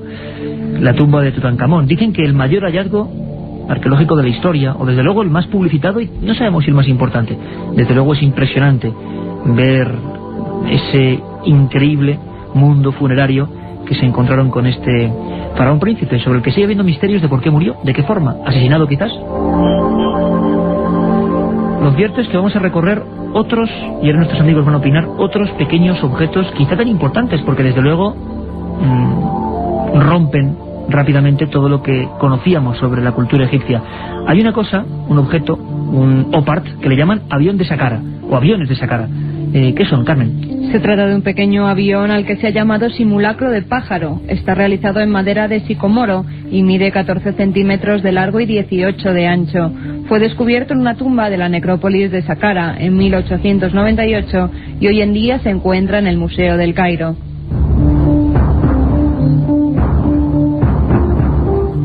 En un principio se pensó que se trataba de la figura de un halcón, pero algo la diferenciaba de las demás. Las otras eran de aves halladas en el lugar y no tenían un ala izquierda un poco más grande que la derecha, o la cola, que en este caso es vertical, a diferencia de la de cualquier ave, que es horizontal, y presenta una forma oblicua que facilita el vuelo. Compañeros, lo mismo. Circuito abierto, levanta la mano Nacho Ares. Por un pequeño matiz, el pájaro desde hace varios años está desaparecido, no está en el Museo del Cairo. Voló. Salió volando. Más de uno también se planteó la posibilidad de que fuera una falsificación, pero lógicamente en 1898 no existían aviones, ni siquiera por la más remota idea de que pudieran tener diseños de este tipo. Lo que es el pájaro de Saqqara entra un poco lo que es uno de esos objetos que, como decíamos al principio del programa, muestran una serie de características que no encajan con lo que es la cultura que supuestamente lo diseñó, ¿no? Sí que es cierto que en la vitrina, por ejemplo, de la primera planta del Museo del Cairo, dedicado a dioses egipcios, en donde aparecen otros pájaros similares, ninguno de los que se conservan ahí tiene las mismas características, todo lo que son las condiciones muy similares a las de los aviones modernos, ¿no? vamos, yo tampoco soy ingeniero aeronáutico ni nada parecido, pero lo poco que he leído, sobre todo a la investigación de este pájaro, los aviones modernos que muchos creemos que tienen las alas iguales, pues no las tienen iguales, tienen una serie de medidas para se correspondía perfectamente y volaba realmente. Dicen que hubo pruebas. Se sometió a un túnel aerodinámico, exactamente. Hubo varias pruebas del doctor Mesija, que fue el que hizo todas los test para comprobar que era un objeto aerodinámico, y lo era, pero digamos que también tiene unos primos este pájaro al otro lado del Atlántico, que son unos objetos de oro que se encuentran en el Museo Nacional, en el Banco Nacional de Bogotá, en Colombia, que pertenecen a culturas locales y que también tienen ese aspecto aeronáutico extraño, o sea, alas, casi se parece más que a los aviones comerciales normales, que sería un poco el caso del pájaro de Saqqara, casi se parece más a los aviones invisibles F-117, a los cazas invisibles, con las alas triangulares,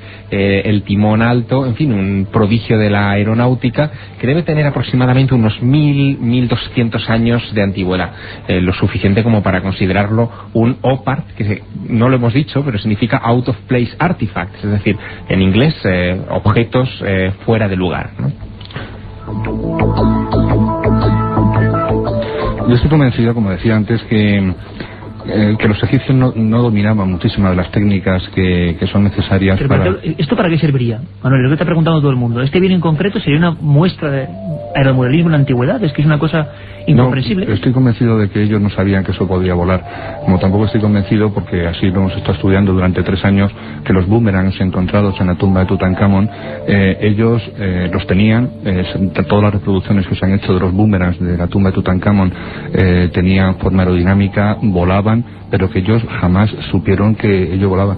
Hemos encontrado a lo largo de Egipto 23 representaciones en tumbas con gente que tiene boomerangs en la mano, y primero lo tienen cogido al revés, y segundo están dando en la cabeza a un pato, o están incluso atacando al enemigo, pero nunca sin soltarlo de la mano. Es decir, tenían objetos que tenían unas características, en este caso aerodinámica perfecta, pero que no lo utilizaban. Yo estoy convencido que a los antiguos egipcios les llegó los flecos de un conocimiento mucho más antiguo, y que me estoy acordando ahora también de Botaniken, cuando afirmaba que en aquellas islas de Nueva Guinea, Papúa, etcétera, cuando las guerras mundiales empezaban a aterrizar los aviones del ejército norteamericano, y que los tomaban como dioses, y que incluso reproducían de aquellos aviones con paja, etcétera, ¿no? Y entonces, pues bueno, yo estoy convencido que todo ese conocimiento les llegó como flecos, pero que ellos no sabían ese conocimiento. Existe un análisis que estamos haciendo ahora, un estudio que llevamos haciéndolo ya varios años, que es asemejar la técnica de la crionización con la técnica de la momificación. Yo estoy convencido que Ramsés II, que está ahora allí en el Museo del Cairo, jamás volverá a la vida en ese renacimiento, en ese renacer que afirmaba su religión, pero estoy convencido que a lo mejor ese conocimiento que ellos aplicaban para hacer la ceremonia de la momificación, son tantísimas las coincidencias que tienen con una crionización, y no será posible. Crionización que, si me permites, Manuel, es el hecho, para que todo el mundo se entienda, de congelar algunos cuerpos para que en el futuro se mantengan perfectamente. Sí. Walt Disney, exacto, la famosa leyenda urbana, para que luego se hagan los procesos de la ciencia sobre ellos, ¿no? ¿Tú crees que hay una similitud de ese conocimiento?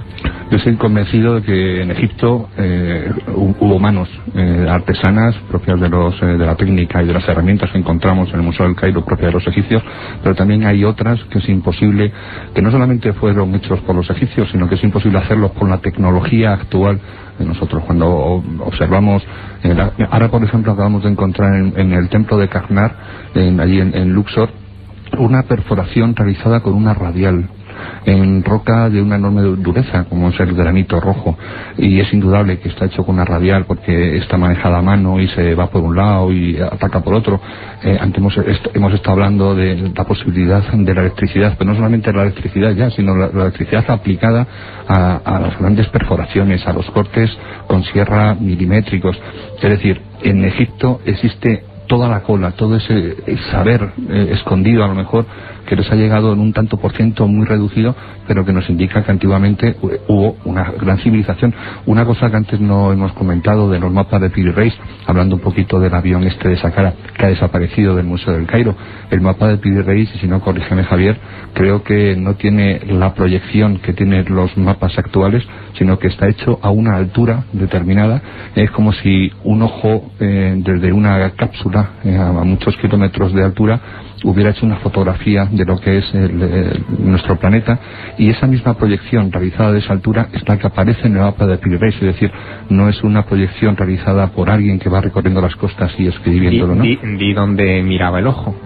En el Cairo, justamente, era, exactamente, ¿no? Justamente en el Cairo. El eje de proyección, vertical. todos los mapas tienen un punto de proyección para poner en plano lo que es una esfera, que es el... Si juntamos los mapas de Piri Reis que se han hecho en la vertical del Cairo con esos avioncitos, posiblemente de juguete, que encontramos en el Museo del Cairo, podremos ya ver otra civilización o otros seres, o vete a saber quién, anteriores que utilizaron la aerodinámica.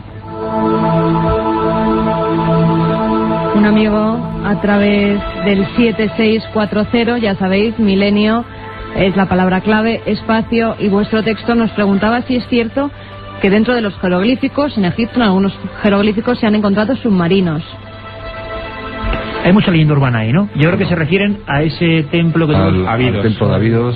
Yo creo que sí tiene una explicación. Sí, pero la fotografía primera sí que es sorprendente, ¿no? No, es alucinante. No son submarinos, sino un helicóptero Apache y una pistola. Una pistola. Sí, es decir, si uno va al templo de Abidos, que no es uno de los templos, digamos, que estén casi en las visitas turísticas, hay algunas que sí que las tienen, pero otras no, nada más entrar en la parte superior, en los bloques de la parte superior, aparece en medio de las inscripciones unas inscripciones que se pueden interpretar como un tanque, como un submarino, como un helicóptero Apache, pistola, sí, como una pistola. En 60 centímetros cuadrados. Exacto, en una misma piedra. Pero se ha estudiado ya este asunto y se ha visto que en realidad eso es el fruto del azar, si es que el azar existe, al sobreimponer Ramsés II una serie de inscripciones suyas sobre otras previas de su padre Seti I, y al hacer esa sobreimposición aparecen estos caprichos a los ojos de cualquier visitante moderno.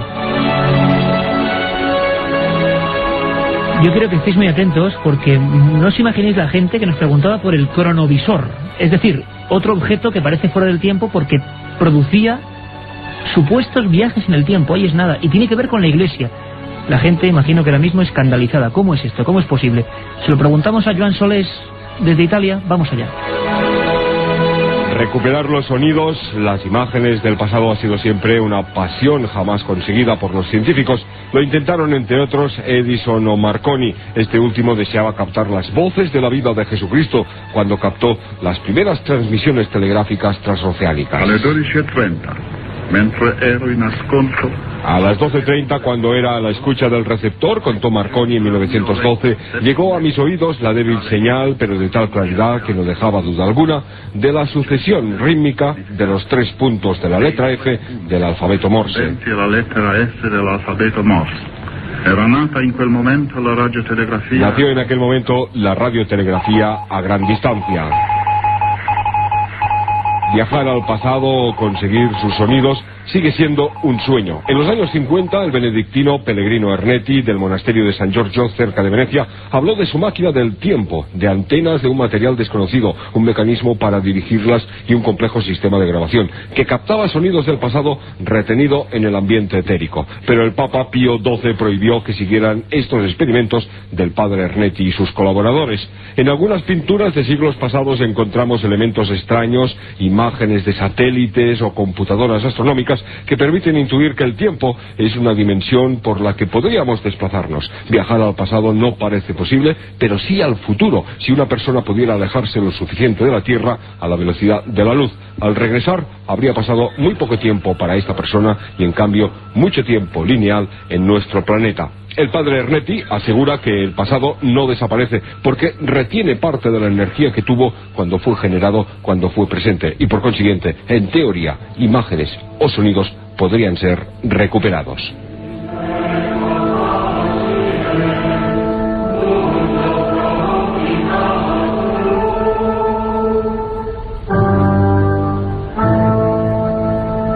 viaje en busca del misterio. Milenio 3, en la SER. Misterios de la Iglesia, nunca mejor dicho. Proyectos extraños, viajes en el tiempo. Haremos un programa solo sobre esta gente que ha intentado, en la ficción o en la realidad. Nos sorprenderemos viendo cómo un español fue el primero que escribió un libro sobre esto, sobre máquinas del tiempo. Javier, el padre Ernetti y su cronovisor. Una breve pincelada. ¿Qué es esto? Bueno, él hizo las primeras declaraciones sobre la existencia de un proyecto ultrasecreto encargado por Pío XII en 1972, muchos años después de la muerte del Papa, en el Corriere della Sera. A raíz de la publicación de esta información, él recibió una amonestación directa de Roma diciendo que este proyecto debía ser alto secreto todavía, y vivió durante toda su vida con el peso de esa orden papal, porque yo llegué a entrevistarme con él en 1993, unos meses antes de su muerte, en la isla de San Giorgio Maggiore, en Venecia. Tuve que utilizar un artificio para entrevistarme con él, porque él no quería hablar del cronovisor, y le entrevisté como exorcista. Fue un famoso exorcista hasta el final de sus días. Iba gente de toda Italia a ser exorcizada por él, y al final de la entrevista, después de llevar una hora y pico charlando y ya tener un cierto grado de confianza, le pregunté por el cronovisor. Y la cara de aquel hombre cambió, se volvió a agobiar, se volvió a impresionar con probablemente aquella orden que recibió en 1972, y no quiso hablar de este asunto. De lo que sí vamos a hablar, aunque sea brevemente, en este viaje. Sabemos que cada tema, y lo vamos a hacer, cada tema, cada ficha, merece un programa. Pero hoy queríamos, gracias a vuestras peticiones, mostraros un poco lo que hay por el mundo. Esos mundos que a veces son tan complejos, tan llenos de enigmas. Es el caso de las calaveras de cuarzo. Nos habéis preguntado por activa y por pasiva sobre las calaveras de cuarzo. Todos tenemos en la memoria imágenes de una especie de cráneos de cristal o de diferentes materiales que están perfectamente pulidos, algunos enteros, otros con la mandíbula móvil. ¿Qué sabemos de las calaveras de cuarzo, Carmen? En 1927 el explorador Mike Mitchell Hedges descubrió sobre un altar de la ciudad maya de Lubatum, en Belice, Honduras, una extraña calavera de cristal de roca perfectamente pulida. El cráneo del destino fue esculpido en una sola pieza, pesa 5 kilos 19 gramos y mide 12,7 centímetros de alto, 11,7 de ancho y 19 de profundidad. Sus dientes y mandíbula articulada la convierten en una réplica exacta de un cráneo humano. La perfección de sus ángulos sugiere que los artesanos poseían una avanzadísima tecnología, ya que el cuarzo es un material muy difícil de trabajar y su estructura hace necesario el uso del láser. Hay una verdadera historia detrás de esto. Parece que Mitchell Hedges no descubrió el cráneo en 1927 en Lubantum, como afirma la historia convencional, sino que compró el cráneo en una subasta en Sotheby's, en Londres, en plena Guerra Mundial, en 1943. Existen documentos que prueban que el British Museum pujó por ese objeto hasta pagar 340 libras esterlinas de la época. Mitchell Hedges pujó hasta los 400 libras y se lo quedó. Sigue siendo un misterio, porque parece que el cráneo, a diferencia de los otros 13 cráneos de cristal que están censados hasta la fecha, hay 13. No es un cráneo azteca, probablemente es un cráneo anterior, y tiene una serie de características que lo convierten en un objeto alucinante. Por ejemplo, está hecho en cristal de cuarzo, pero está tallado el cráneo en contra de la veta de la piedra, lo que hace que, y esto cualquier escultor lo sabe, se lleve a ese material casi hasta el punto de la ruptura, sin que en este caso se consiguiera la ruptura y se obtuviera un objeto perfecto.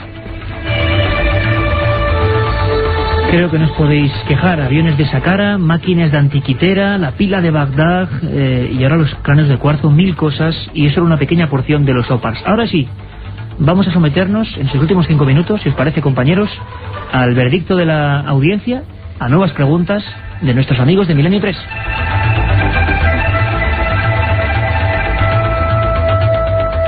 Katia, ¿vamos con ello? ¿Muchos más mensajes al 7640? Pues sí, incluso más mensajes todavía que ayer. Por ejemplo, desde la Tierra de Carmen, Juan Jesús Larraldi, desde Torrevieja, nos pregunta sobre la representación de San Miguel de Aralar en forma de ángel con escafandra. Venga, rápido, esto es casi como una lotería. Atienza, ¿no? El bueno, es una representación en la que el santo aparecía con la cabeza dentro de una urnita de cristal pequeña que parecía un casco, un astronauta, ¿no? De hecho, se hablaba mucho del astronauta de Aralar. Yo no sé sé en qué circunstancia estará ahora, pero me habían dicho que habían quitado ya esa especie de escafandra al santo y que por lo tanto había perdido su gracia, ¿no? Bueno, Ruth nos dice que nuestros antepasados eran más inteligentes y tenían más adelantos que nosotros. Ahora somos tontos y avaros. También bueno, son opiniones. A ver si hacemos un especial de Vimanas, las aeronaves de los dioses indios, auténticas descripciones de objetos y propulsiones. Interesantísimo, ¿no, Manuel? Los Vimanas, como en Egipto, antiguas representaciones de naves voladoras.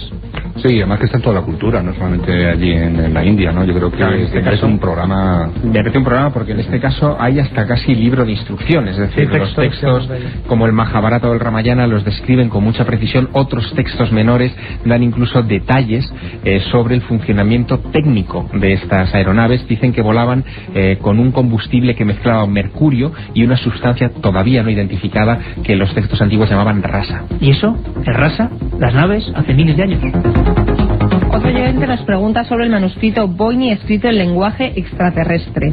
Bueno, yo creo que es mucho aventurar, ¿no? El manuscrito Voynich, yo creo que tenemos que invitaros a un programa de libros o manuscritos malditos, ¿no? Sí, es mucho aventurar. En cualquier caso se trata de un texto criptográfico que no ha podido ser descifrado hasta la actualidad. Muchos incluso, después de intentarlo incluso con modernos ordenadores, es un manuscrito del siglo XVII, si no recuerdo mal, o XVI, han llegado a la conclusión de que el señor que lo pintó debía estar chalao y que se inventó directamente el código, porque no hay manera de poder entender lo que quiso contar. ¿Cuántos temas apasionantes que nos proponéis? Igual, exactamente, como la isla de Pascua, como dice Manuel Delgado. Bueno, por ejemplo, Rudy, tirarnos un poco de flores, lo siento, alguno bueno tenemos que decirnos. Programa más interesante, enhorabuena, seguir así en esta línea. Bueno, pues vamos a seguir así, tenéis que seguir escribiéndonos, 7640, seguimos. Espera, Iker, una pregunta, ¿no? Javi de Sevilla quiere que contestes a esto. ¿Vais a ir vosotros al Congreso Nacional de Periodismo del Misterio? Amiga, Carmen Porter. Pues sí, vamos a ir. Allí estaremos los días 12, 13 y 14 de septiembre. Se hacen, como ya sabéis, en Fuengirola, en el Palacio de la Paz, en el recinto ferial. Y lo organiza nuestro buen amigo Luis Mariano Fernández, corresponsal además de Milenio 3. Algunos de los que estamos aquí, Manuel Delgado, Iker Jiménez, Francisco Contreras, también nuestro corresponsal, José Guijarro, Lorenzo, muchos amigos nos vamos a reunir allí. Enrique de Vicente, Javier porque está de viaje, creo, ¿no? Yo estoy en las islas, en La Gomera, los escucharé desde allí. Pues eso, que tenemos una cita los días 12, 13 y 14 de septiembre en el Palacio de la Paz, en el recinto ferial en Fuengirola, Málaga. Las últimas investigaciones, un buen grupo de amigos y como siempre el misterio, la investigación y como dice el icono de este congreso, periodismo del misterio. Eso lo dice todo. Katia, que sigan escribiendo porque hay unas normas. Vamos a hacer el premio de investigación, lo repito, nos escribieron un montón de amigos. Nos hemos quedado alucinados. Nos han preguntado varios mensajes el premio del sobre misterio. Este periodismo, de verdad, si vamos a hacer ese premio sobre el periodismo de investigación, que hay varios que tienen ya diferentes... La mejor investigación del año de gente que en sus regiones, en sus comunidades, sus casos, nos envíen el material y esos 5 libros, ¿no? Más allá y la revista Arqueología pueden publicar. Eso, por supuesto, las mejores que hay. Katia, 7640, mensajes las normas. Al 7640, tienen que enviarlos, ponen Milenio, palabra clave, espacio y el texto. Si no, también nos pueden escribir mails a milenio3 con número 3@cadenaser.com o bien por vía postal, Gran Vía 32, octava planta, 28013 de Madrid. Y sorteamos la semana que viene daremos los ganadores el viernes en el programa de 1:30 a 3 de la madrugada, 5 libros de la Sábana Santa, editado por EDAF, EDAF, de Carmen Porter, dentro de la colección Archivo del Misterio. Y ya habéis visto que el mundo está lleno de misterios y que solo hemos dado una pincelada. Nacho, venga, una frase lapidaria, muy rápido. ¿Qué dirías? Que sigue habiendo misterio en la antigüedad, ¿no? Y todavía nos queda mucho por aprender, sobre todo. Son guiños de la Edad de Oro. Yo estoy convencido que a lo mejor es posible que si alguien quiere ver un OPARS en serio, a lo mejor solamente necesita mirarse al espejo.